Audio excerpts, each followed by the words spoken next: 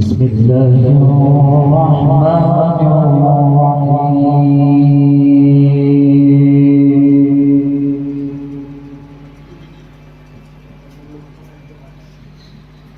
وادع إلى سبيل ربك بالحكمة والموعظة الحسنة وجادلهم بالتي هي أحسن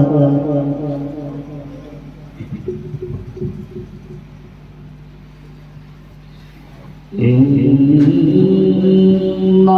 ربك هو أعلم بمن ضل عن سبيله وإن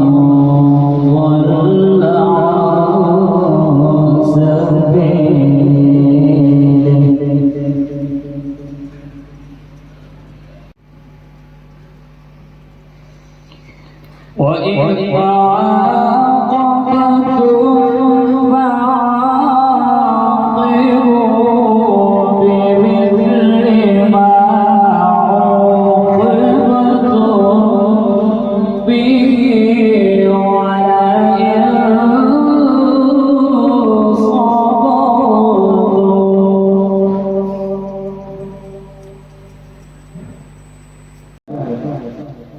اور حدیث پاک میں بھی آتا ہے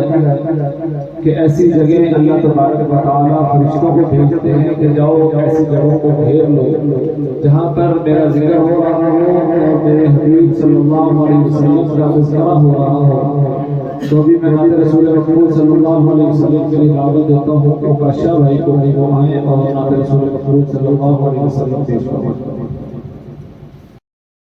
فاصلوں کو تکلف ہے ہم سے اگر ہم بھی بے بس نہیں بے سہارا نہیں فاصلوں کو تکلف ہے ہم سے اگر ہم بھی بے بس بے سہارا نہیں خود امی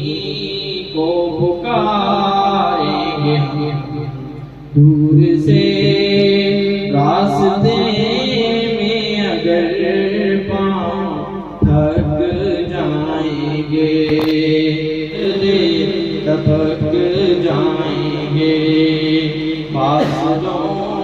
کو تکلف سے اگر ہم بھی بے بس نہیں بے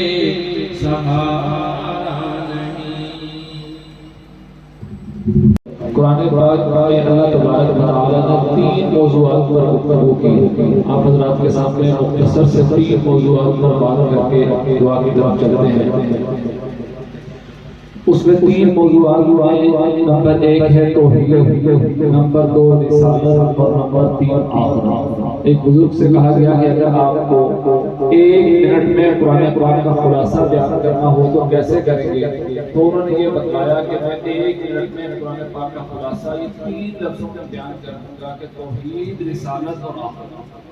توحید کیا ہے؟ جو ہم نے کلمہ لا الہ الا اللہ محمد رسول اللہ پڑھ کے اللہ تعالیٰ سے وعدہ کر کے آئے ہیں۔ سب حضرات جتنے بھی یہاں موجود ہیں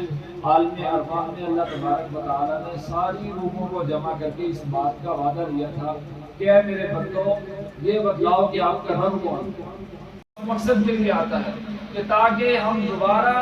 اپنی غلطیوں کو چھوڑ کر اپنی کوتاہیوں سے توبہ کرتے ہوئے دوبارہ اللہ تبارک و تعالیٰ کی طرف رجوع کریں، دوبارہ اللہ تبارک و تعالیٰ کی بارگاہ میں حاضر ہو جائے، اللہ تبارک و تعالیٰ سے توبہ استغفار کر کے دوبارہ اللہ تبارک و تعالیٰ کی طرف متوجہ ہو جائے۔ اس مقصد کے لیے رمضان مبارک آتا ہے اور اللہ تبارک و تعالیٰ اپنے بندوں کے ساتھ بہت محبت کرتے ہیں،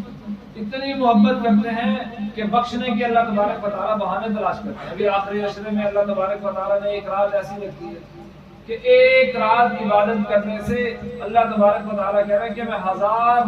مہینوں سے زیادہ ثواب عطا کروں۔ ربنا لا تزغ قلوبنا بعد إذ هديتنا وهب لنا من لدنك رحمة إنك أنت الوهاب۔ اے اللہ ہمارے گناہوں کو معاف فرما، اے اللہ تم سے راضی ہو جا اے اللہ تو ہم سے راضی ہو جا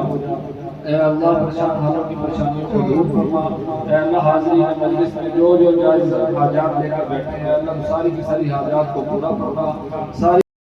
اللہ کی ذمہ داران کو زندگی میں برکت نصیب فرما اے اللہ جن الفاظ نے سنایا ہے اللہ ان کو آپ صلی اللہ علیہ وسلم کی سچی پکی محبت نصیب فرما اے اللہ اپنے ذات علی کا یقین نصیب فرما اے اللہ سارے مسلمانوں کے لیے ساری آسانیاں ساری خیریت ساری عافیتیں ساری سہولتیں ساری رحمتیں ساری برکتیں فرما